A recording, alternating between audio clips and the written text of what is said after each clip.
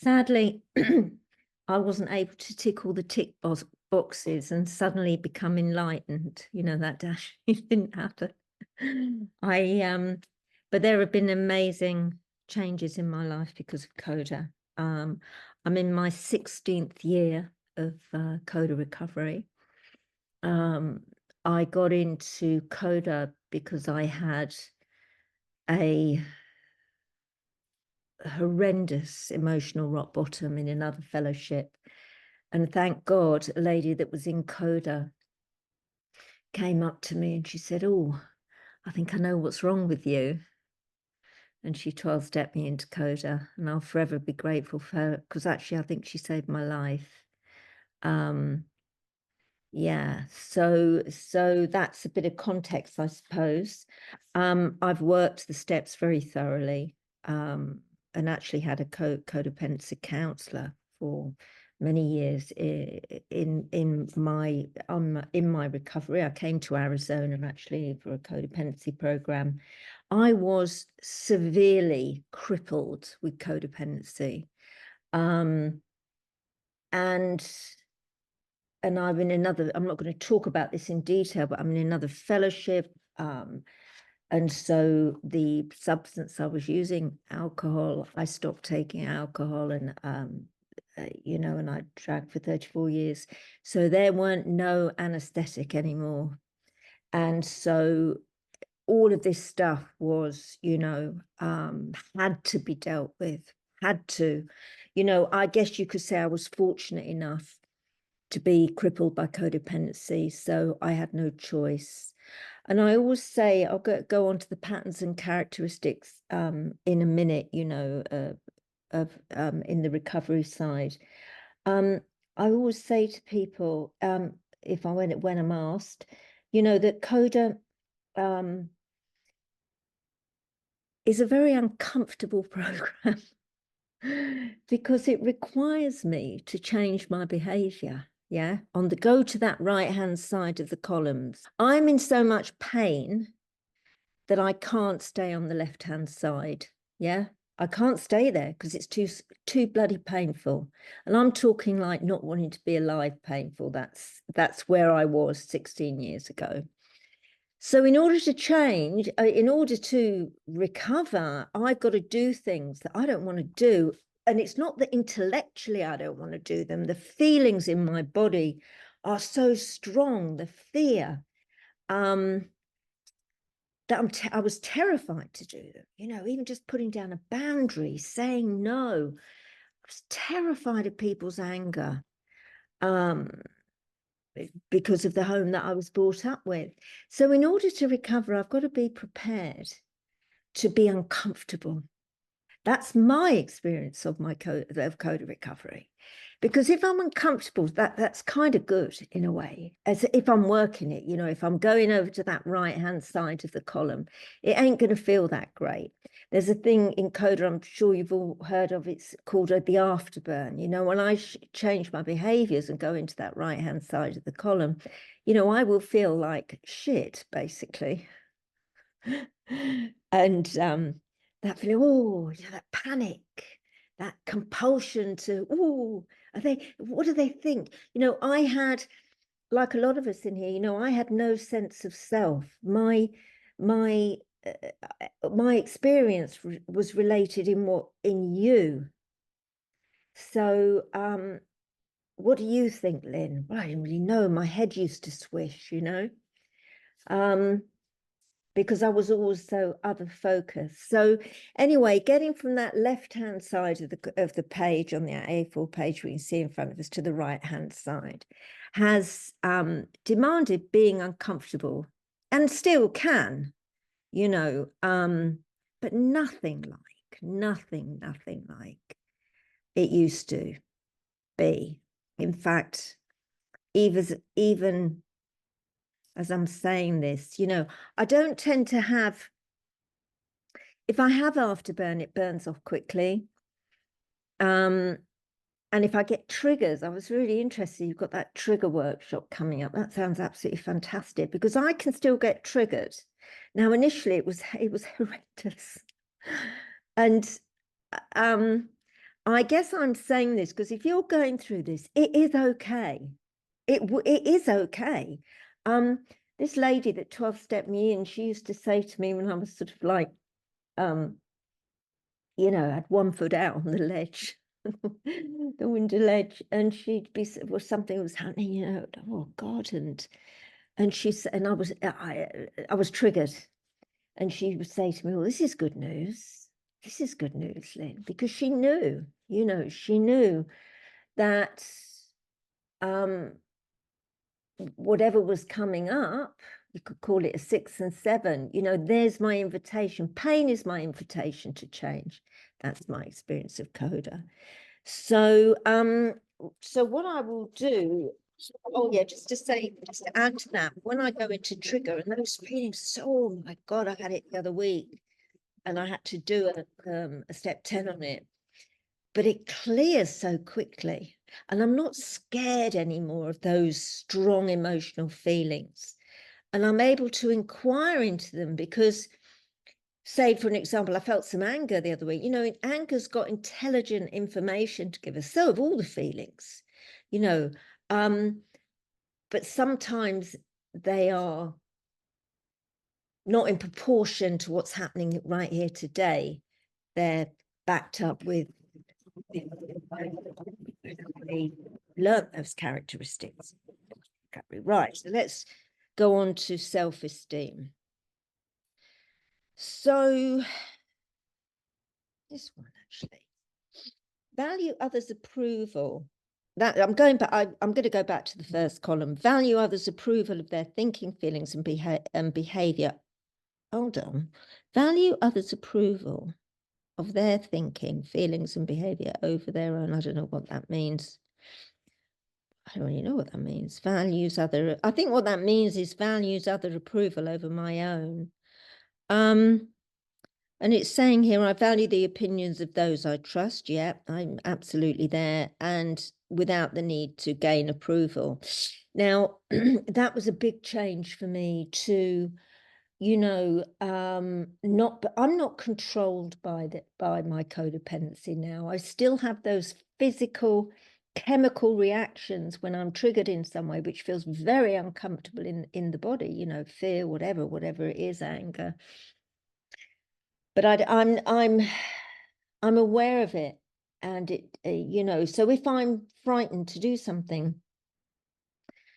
or I'm frightened of your anger, let's say, I don't allow that to control me. Now, I used to almost have like this lens that I used to see myself as others saw me, and it was really important that they liked me, they approved of me, even on a wider scale, you know, a sort of wider lens of a group of people, let's say, for example. But let's say on here, I'm sharing on here, you know, there was a time when, God, I would have been really nervous, you know, really nervous, been thinking about it. And then, you know, and I'd be very aware of everybody's face and reactions, and I'm not even looking now, okay? You know, and what I used to do, so my heart would be going like a train. I was so wanted to, I think I was terrified of being judged harshly. What was I terrified of? Shit. I think I was terrified of people seeing what I perceived as weakness, perhaps, because that would danger, you know, that is what I would feel then. Now I'm just not attached to it, honestly. When I come off here, I might think to myself, oh God, I'm off waffling on or something. I wasn't very clear about that. It will be gone by the time the kettle's boiled and I've made me green tea. And that doesn't mean I'm a monster that doesn't have, you know, sometimes I've heard people saying, like, I don't give a shit what anyone thinks. I'm not sure I want to be that, you know. I want to be part of it. It's very easy for me to say, I don't give a shit what anyone thinks, you know, but where does that leave me? It leaves me very isolated, doesn't it? But I think yeah, I had to go through that phase, right? I had to go through that phase. So it's almost like I had to correct. So the correction was quite one extreme to the other. You know, I don't give a shit. Because I had to get to that point before I could sort of, the pendulum could swing back a bit. So for people that I value their opinion, yeah, well, I'm certainly interested in what they say. My life doesn't depend on it now, though, and it used to. Yeah, so I think that's what I have to say on that. So what else? What else have we got? A good juicy one for me. Do you know what? There was one in here I was thinking, oh God, that's happening at the moment. Judging harshly, right.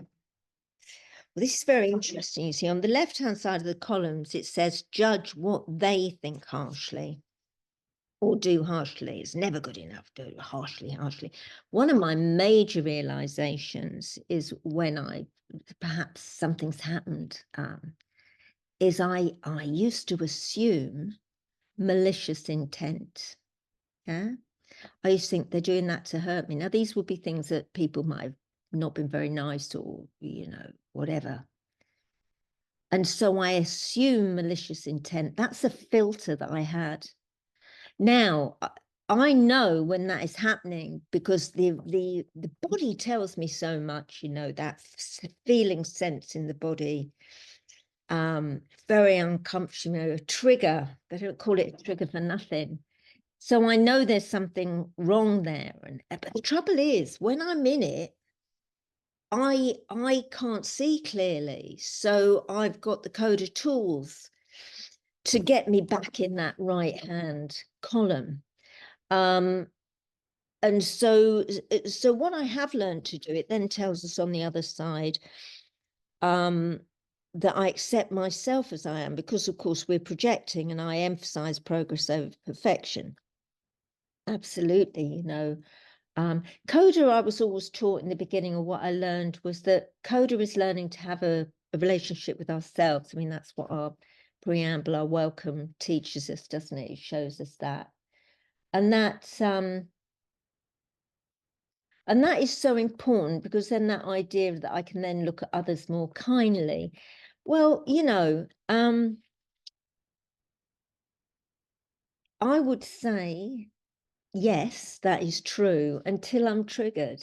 Yeah. And then it's like, you know, all that judgment and condemnation comes in, and I have to look at that.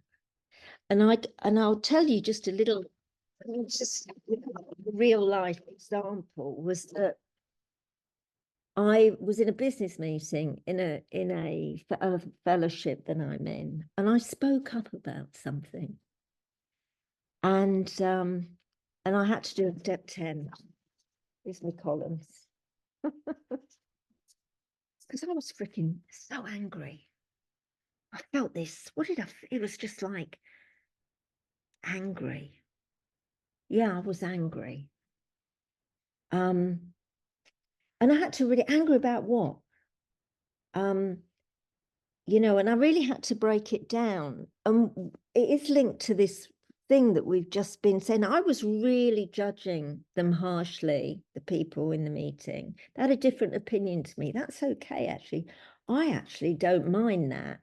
I find it hard to be with others' anger if I'm expressing a different opinion. I do find that.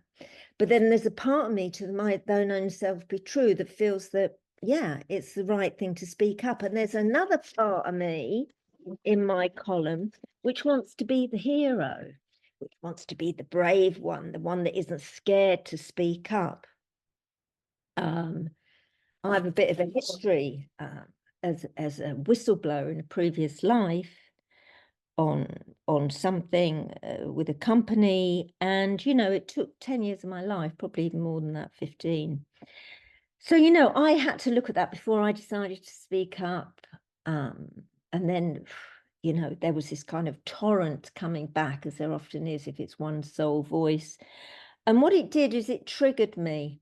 And it was linked to this idea of valuing what others think, of being concerned with what other people think. And I had it in, when I dug into it, I realized I felt like I'd been attacked. And I'm not saying that happened, that's what it felt like. And as if I was a piece on your shoe. I hope you can swear on here, because I have a couple of times, you know, and that is all self-esteem, isn't it? Feeling utterly worthless. And kind of the old Lynn used to really, all deep down inside of me, there's such an ugly, warty clump of amoeba cells, you know, that nobody else must see. And if I got a whiff of you seeing that weakness, that ugliness, that triggered such anger in me, condemnation. So it's talking about this judgment thing. So that was really strong. It was a couple of weeks ago. So I got on the phone to another CoDA, and she wasn't available, actually. So then I did my, and the minute I'd identified it as that very core wound for me, the anger went. So, oh my God, it's that again, because it will come up with different actors. So this is the power of doing CoDA. You know, this is the power of it. It's not enough for me just to, you know, I've got 18 years sobriety and another. That's not enough. It's not enough. I want the real deal. I need to change, and I have, but not perfectly, and it's ongoing. And I do still get triggered sometimes, but I can find my way out of it. Now, if I just look in an overall sense about self-esteem, you know, I really think I do accept myself as who I am today. I have a mental health condition, which I'd rather not have, but it's very handy to be creative, you know. I used to be so ashamed of that and think that I wasn't like my family and whatever. Well, guess what? I am. And you know what? That's okay. A lot of sort of creative people have this thing. I don't like it when I feel, I don't feel very, I feel, how can I say this? I sometimes don't like the way I feel. I don't like this hyper energy, but I can do what that prayer says. I can just say, well, you know, I'm powerless over it. That's the first thing. I'm absolutely powerless. As these things arise, I'm powerless. I'm powerless over the first thought. I'm not powerless then. And I've forgotten where I was. Never mind. Yeah, self-esteem. Yeah, I'm actually okay with who I am now, actually. And I don't mean that in a, I'm okay with who I am now. I'm kind of a bit eccentric. Do you know, I went out shopping with a neighbour of mine today. She's sort of an elderly lady.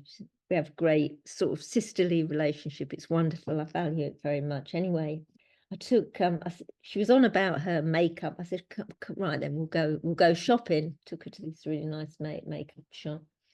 So when I'm in there, and not only did I get ladies of you, or you know, whatever, would understand this foundation is terrible if you get it on close. So I did a big smudge over my bag, and then my friend was standing next to me and had this foundation all over me, and I patted her on her shoulder on this sort of creamy beigey coloured shirt. So in other words, it's a bit of a klutz, you know, clumsy.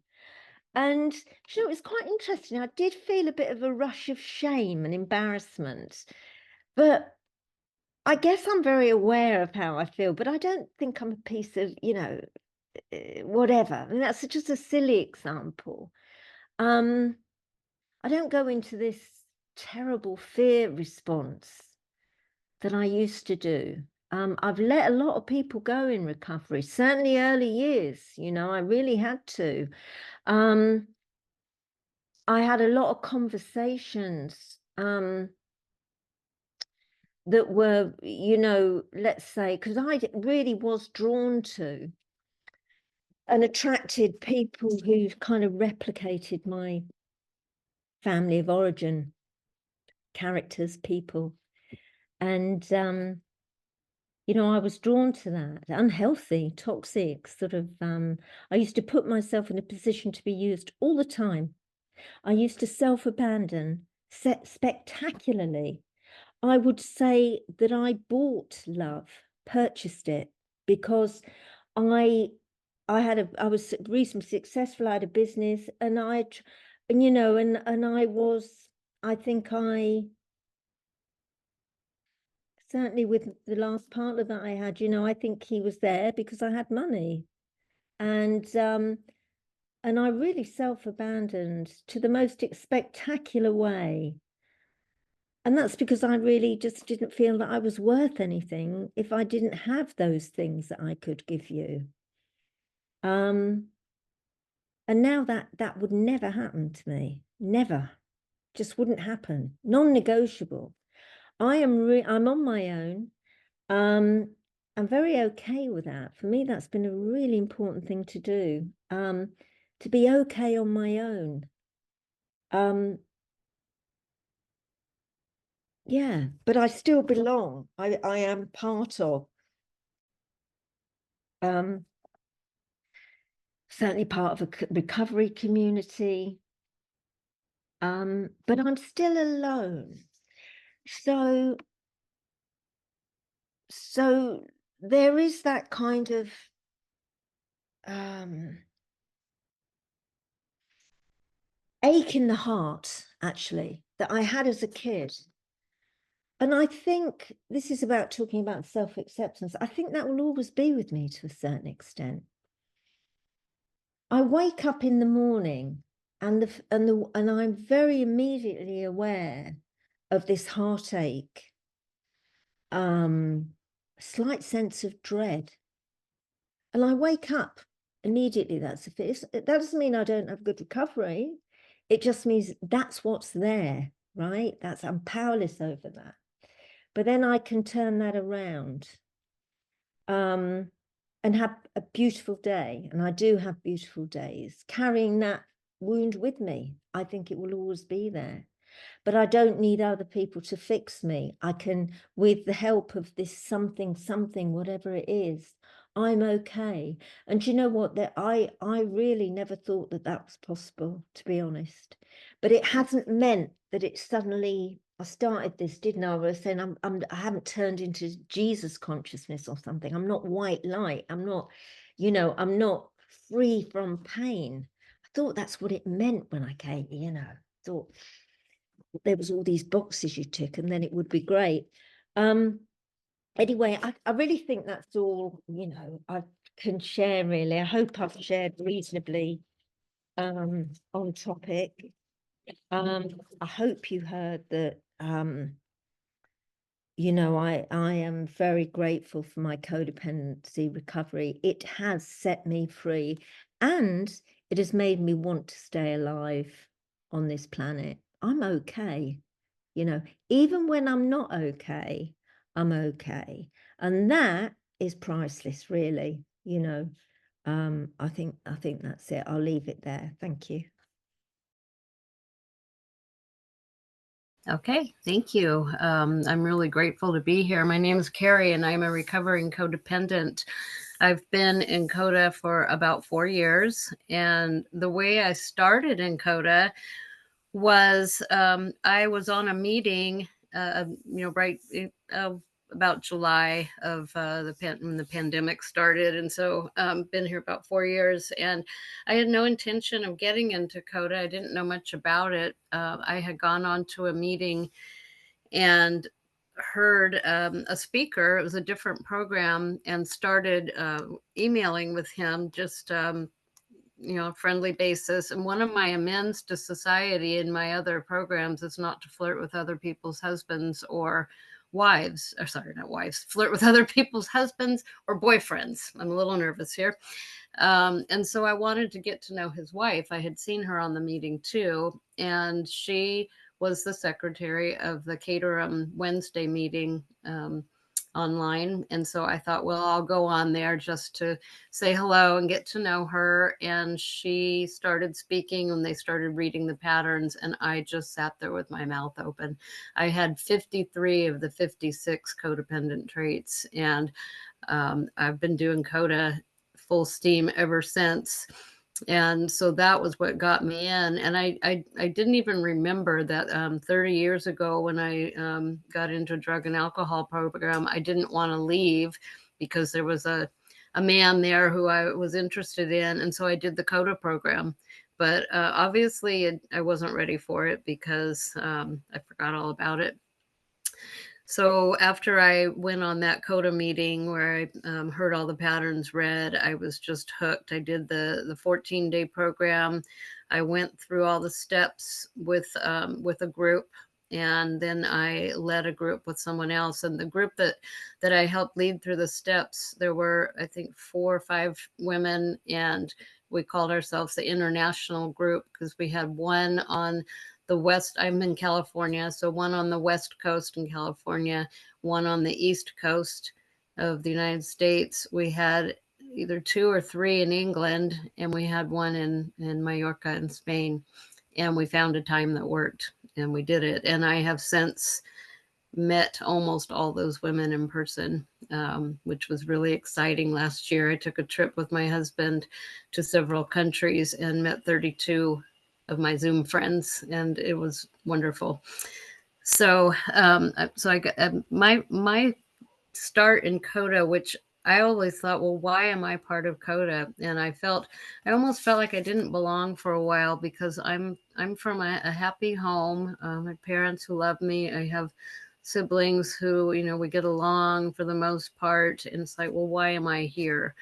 And I'm part of that dash. And I was going to look up, there's, some of us came from this kind of home. Some of us did not. I'm the some of us did not. And I am so grateful for that phrase, because I would feel guilty being here, because even though I didn't have the same upbringing as some other people in CoDA, I have the same codependent traits. And the only thing I can think of is why that happened was, in my family, we looked really good on the outside, but we stuffed feelings.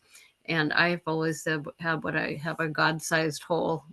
And I've always said, well, I filled the God-sized hole with drugs and alcohol, and then I filled it with food, and then I filled it, with people.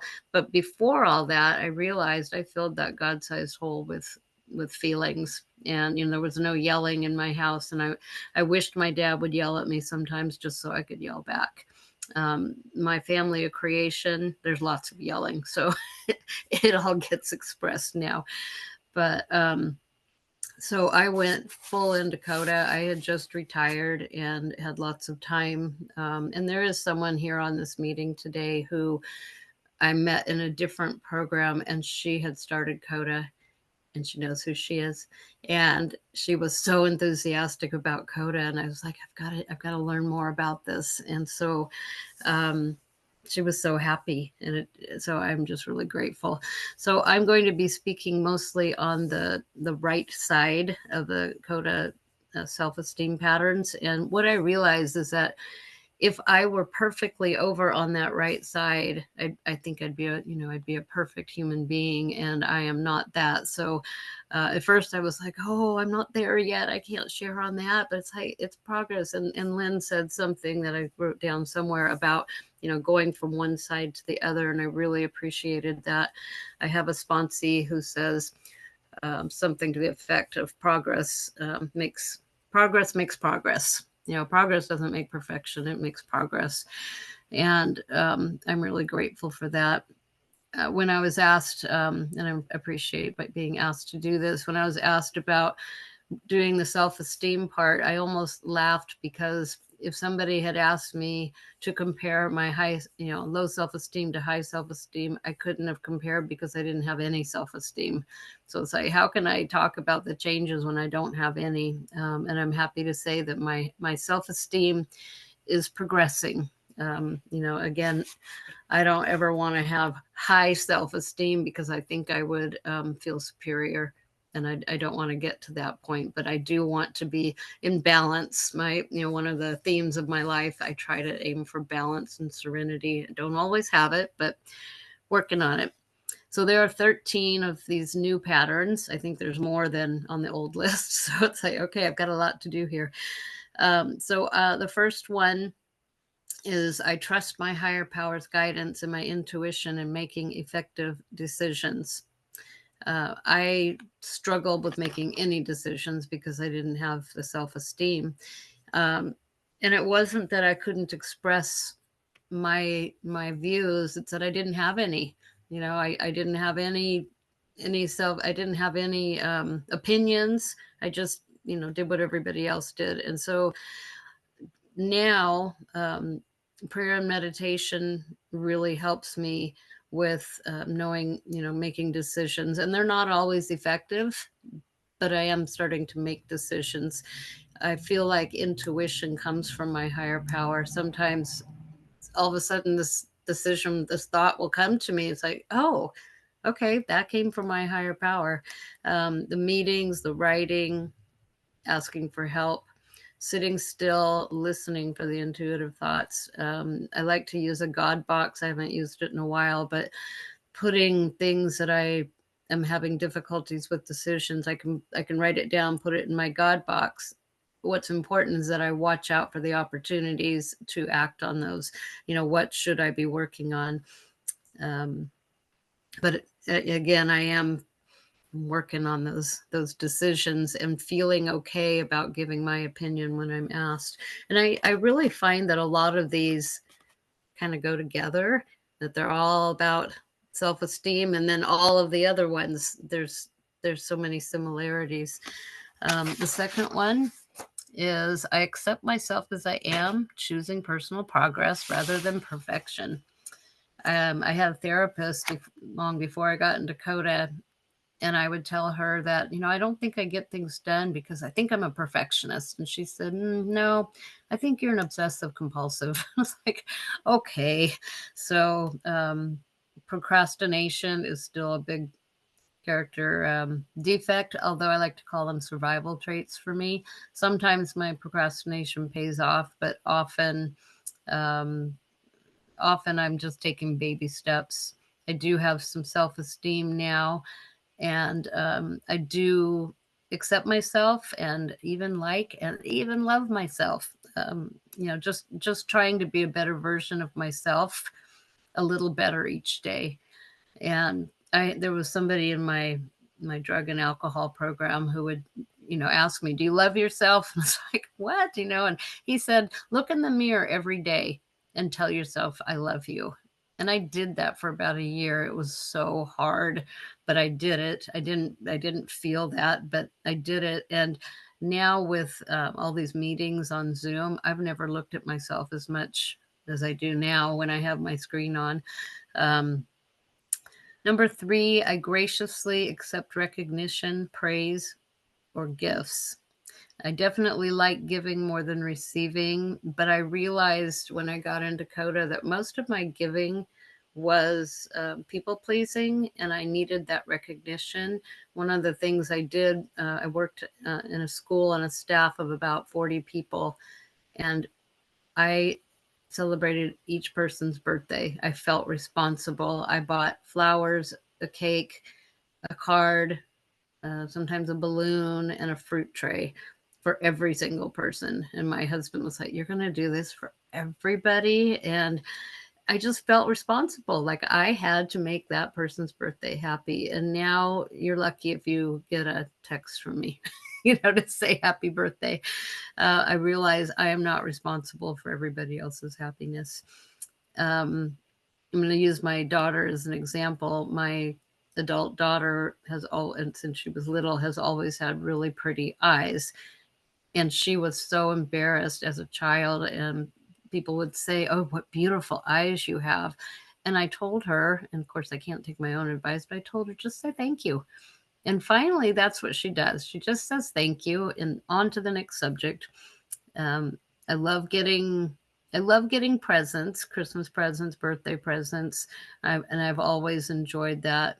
The the recognition part is a little harder, but I realize if somebody gives me a compliment and I downplay it, I feel like that's insulting the other person because they're giving their opinion about something they like about me. And if I say, "Oh no, it's not like that," it's like I'm devaluing what they say. So now I just try to say thank you. I think of my daughter. Um, I do have an issue right now. I'm involved in another 12-step program on a committee that's it's not that I can't do it because I feel like I can do anything anybody else can do within reason, but I realize it's not something I want to do. And so I'm not doing a very good job. But the person I'm working with, and she says, "Well, you're in training. It's okay." But she always signs my name to the emails also, and that's awkward for me because I'm not doing the work. So I kind of struggle with that a little bit. Okay. Number 4 is I value my own thinking, feelings, and decisions, finding confidence in myself. Before CoDA, I didn't know what to think or feel or make decisions. I, really latched on to somebody else. It was really hard for me to to even know what to think, what to feel, or how to behave. Let alone ask people to approve of what I had to say. And I've found that in 4 years of CoDA, I'm now starting to feel some confidence, and it's taken a while. It's not an immediate thing like giving up a substance. It's taking me a while to come to the conclusion that I am growing. And there's times where somebody will ask me, "Well, what would you like to have for dinner?" And I answer them, and I'm like, "Oh my gosh, I actually answered," instead of saying, "Well, I don't know, what do you want?" And I can't stand it when people do that when I ask them. So why would somebody else like it when I say it? Or if somebody asks me to go out for coffee after a meeting, there's times where I would go just because I thought the other people wanted me to go. And now I can say, not today. And you know what? Their day's not ruined if I don't go. It's okay. So I'm trying to see myself as an important person, but I'm not the most important person. They will be fine without me. Just like people, if I forget somebody's birthday, they're going to be okay. And I had that happen once where I forgot somebody's and I gave her double everything to make up for it without realizing she had a good birthday without me. She didn't need me to do that. I'm finding that people really do want to know what movie I want to see, or they wouldn't ask. And so sometimes when I give an answer, I just say the first thing that comes off the top of my head. "Well, what restaurant do you want to go to?" I just say the first thing, even if it's not really what I wanted, because it's so hard for me to make those decisions and make the other person happy. But in like they asked, I'm just going to give an answer, and sometimes that's enough. Okay. The next one, number 5, I feel lovable and valuable as I am. And excuse me, in my upbringing, I always knew I was loved by my parents, my sisters, and my relatives, but I didn't feel that for myself. And that's one of the things that I think, why am I in CoDA? I had love growing up, and yet I still didn't feel it for myself. And I don't know why. I don't know why. I'm one of those people, it's like, I don't know why I am the way I am. But as I talked to a friend of mine in early recovery, we both decided, because she came from an abusive home, we both decided we weren't responsible for our past, but we were responsible for our recoveries and our future and our present. So I'm one of the, I already talked about the dash. Some of us were not. I found that I had to do other substances to feel worthwhile. I was very, very shy before I started drinking and using. And once I started doing those things, it was like I became much more outgoing, which slash was really promiscuous. And, and I still didn't have the self-esteem not to do these things that I really didn't believe were good for me. And it's kind of interesting, though, kind of ironic that once I stopped the substances and got into recovery, my self-esteem grew and I no longer need substances to make myself feel worthwhile. Number 6 is I feel equal to others. Recognition and praise from others do not determine my value. I really like this one, partially because I never felt equal. I always felt less than, and especially at work. And where I got my value in being equal to others and as good as someone else is in recovery and in service in particular. Um, I've done all kinds of service. I've done Zoom host. I've been speakers. I've done secretary, and I've put chairs around the tables. I've done. I've been the person who has the key, but I also don't feel that those are any more important than the person who's listening. Someone who comes on and listens intently is doing as much service as I am right now or as anybody else on the meeting. And it is important to have a Zoom host, or we don't have a Zoom meeting. But I feel that those are all equal positions. And that's just my opinion. I've gone to in-person meetings where I was late and I was the one with the key, and I thought, what are they going to do without me? And, they had a meeting outside without me. They were fine. And if the Zoom host doesn't show up, probably somebody else knows how to do it. And so it does happen. I'm not any more important. And I used to feel, here's another example. I felt important when I took AA meetings into the jail near where I live. And my husband's a police officer, and the police officers there, I thought they would say, "Oh, thank you so much for coming. You're so wonderful." And they weren't like that. And I asked my husband, why are they rude? And he said, because they see you as one of them. I was like, oh, okay. I'm just another alcoholic. And that was good for me, though, because I could have been one of them, and I have been one of them. I've been arrested before. And we say that the newcomer is the most important person, and I really do believe that. And it's not just because the person who's new helps me remember what it was like. I can learn from a newcomer. I write things down all the time, and I write down the things that new people say, because some of the things they say remind me of where I was, and some of them they're more in more recovery than I am. Okay, the next one is number 7. I continue to take my personal inventory and promptly admit my mistakes. Because I have more self-esteem and confidence, I can now admit a mistake because I know I'm not a mistake.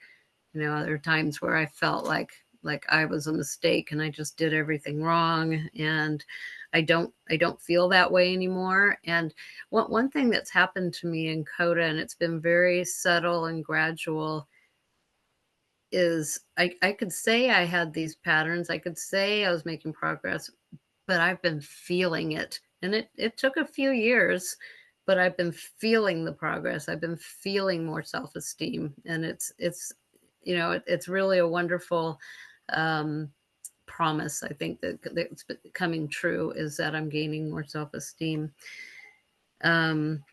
I do a spot check inventory during the day. I try to take care of, if I make a mistake, I try to take care of it right away.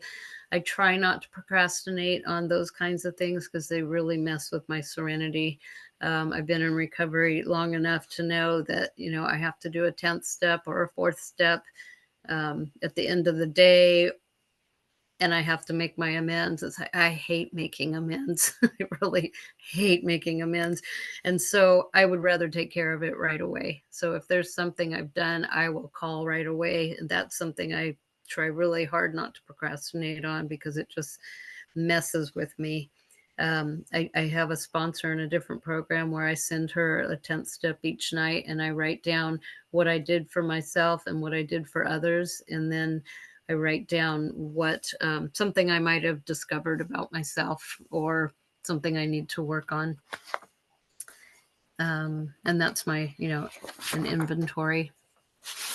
And number 8, I take personal responsibility for my behaviors and motivations. It is more important for me to be authentic than to look good to others. And I looked up authentic. I mean, I've always kind of known what it meant, but I wanted to see what what Google said. So it says authentic, living your life according to your own values and goals rather than those of other people, true to your own personality, values, and spirit, regardless of the pressure that you're under to act otherwise.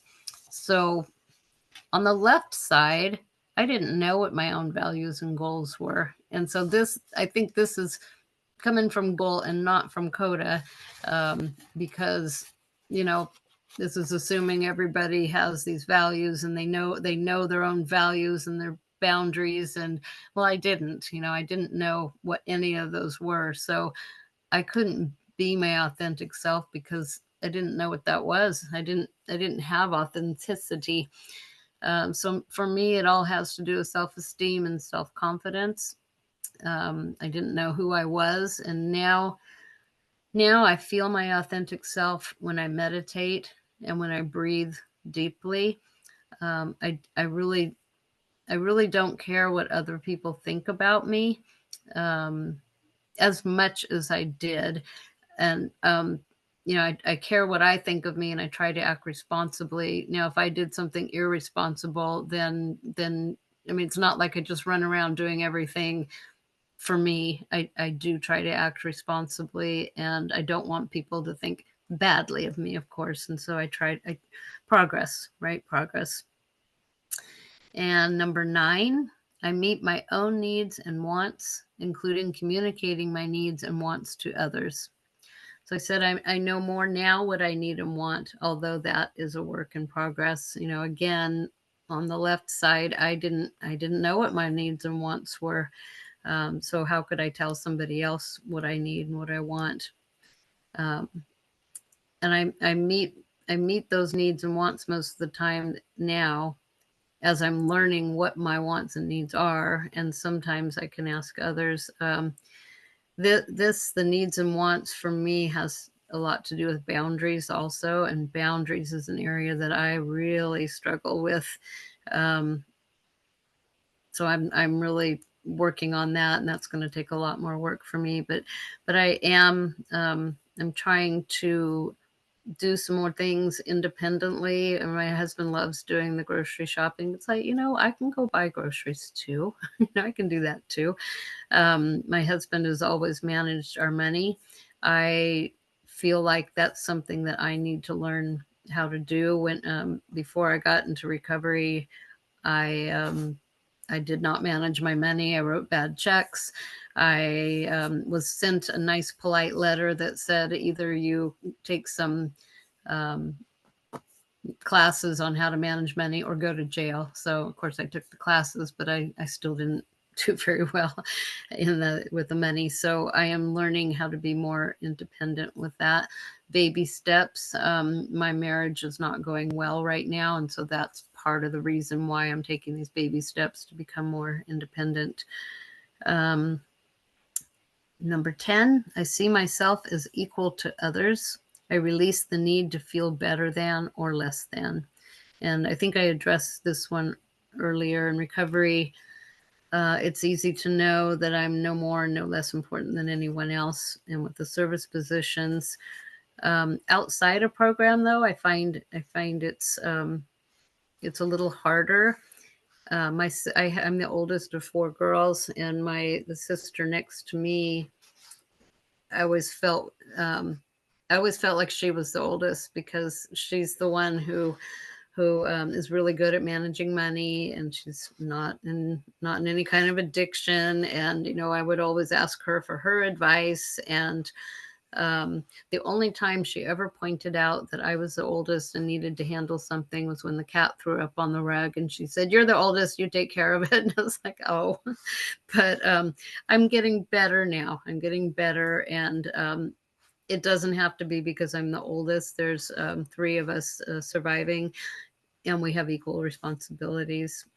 Um, my only regret, going if I could go back in time, was to go back to a job that I had. And I get resentful and sad towards the person I was at the time when I worked there, because I had no confidence and I was treated like that, and I was not treated as an equal. Um, However, I'm really glad I'm retired and I don't want to go back. So don't really want to go back and do that job again. But towards the end of my career, I did have self-esteem. I hadn't started CoDA yet, but I was doing much better and I was respected by others. So the next one, number 11, is I look to my higher power and myself to create safety in my life. Looking at safety in a physical sense, I do look for others. I had physical safety. My father gave me my husband, my adult son, if we're outside in an unsafe area. I lived in Guatemala briefly going to school, and I couldn't really blend in because obviously I'm not Guatemalan. And so I would walk with a man who looked like he was had grown up there. And it wasn't necessarily a very safe area. And so those are logical. My husband's a police officer, he keeps people safe, right? But as far as feeling safe with my sharing and my emotions, I rely on my higher power for guidance. I don't put myself in unsafe situations. I look to my higher power to know who to trust with my sharing, and also my intuition helps with that. Um, I look at, well, for instance, my husband is an active alcoholic. I do not get in a car with him unless I'm driving. Those are the kinds of safety situations that, my higher power is motivating me to have intuition about. And number 12 is I willingly take action, starting and completing what needs to be done. Okay, here's one that I don't do well for sure. My defective procrastination gets in the way here a lot. Meeting deadlines, I do fairly well with because that usually involves another person and sometimes people pleasing. So I can do it for somebody else. Usually takes me a while to get started. I'm one of those people that does things at the last minute. But since I'm talking about the right side of self-esteem, I am making progress, not perfection. Since I do see myself as a worthwhile person, the projects that I want to do and some I don't want to do, I have the self-esteem to get going on them. My big project right now is working on my house. I live in a big house, and I look at all the work that needs to be done and I get overwhelmed. So I'm just trying to do a little bit each day, and I'm starting to see some progress. So that's good. So I'm working on the getting started and the completing. And the last one, number 13, I establish and uphold healthy priorities and boundaries. And there's that word boundaries. So that's nice. They saved the last two that I've struggled with the most for last. Um, I have heard that someone can't cross my boundaries unless they let them. But I'm still struggling with knowing what my boundaries are, because, if I had boundaries and let people cross them, that'd be one thing. But if I don't even have any or don't know what they are, there's no place to cross. It's just going to happen. But I'm getting better. My son, when my son was little, he told me, Mom, you make all these great rules and then you don't follow them, which was true. And I'm working on that with my husband. Again, I don't let him drive me because he's an active alcoholic. And I tell my kids and my father, I can't force them not to, but I tell them, don't, please don't let him drive you. Um, I'm really working on my boundaries in this relationship, and I have healthy priorities for myself. I'm clean, sober, and abstinent from harmful foods, working on self-care and exercise. Um, and it's all getting better. I, the topic of self-care just keeps coming up, self-care, self-care. And so, in order to help someone else, I have to take care of myself first and focus on me. And progress makes progress. So that's the end of mine. So thank you, everybody. Thank you for listening.